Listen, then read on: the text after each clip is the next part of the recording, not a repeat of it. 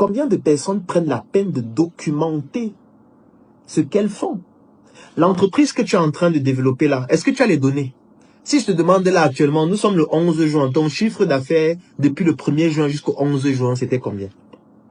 Est-ce que tu as un fichier dans lequel tu as le chiffre d'affaires de ce mois de juin, jour après jour? Certains vont me dire, mais je n'ai rien vendu aujourd'hui, donc je ne dois pas écrire, mais c'est une donnée. 0 francs CFA de chiffre d'affaires le 11 juin, c'est une donnée importante. Parce que si tu notes ton chiffre d'affaires tous les jours, même quand c'est 0 francs, tu le fais pendant 6 mois.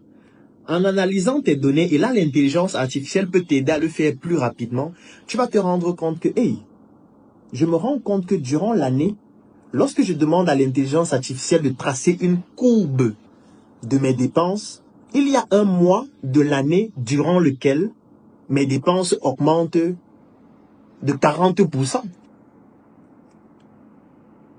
Qu'est-ce qui peut expliquer cela? Vous voyez que là, on n'est plus seulement dans l'intelligence artificielle, on est dans le prolongement de ce que vous faites. On est dans le prolongement de vous-même. Donc, l'intelligence artificielle devient l'outil qui vous permet de mieux comprendre qui vous êtes et pour vous permettre d'être plus excellent, donc de mieux vendre. Parce que pour mieux vendre, il faut d'abord mieux comprendre ce que vous faites. Une sorte d'audit. Et une fois que vous avez bien compris ce que vous faites, vous pourriez identifier ce qui cloche dans ce que vous faites. Mais comment est-ce que vous allez le faire si vous n'avez pas de données? Vous voulez juste venir sur une intelligence, vous ne savez même pas d'où ça vient. Vous avez regardé une vidéo YouTube de quelqu'un qui vous a dit l'intelligence artificielle c'est très performant. Vraiment la nouvelle intelligence artificielle de OpenAI, ça va détruire le marché.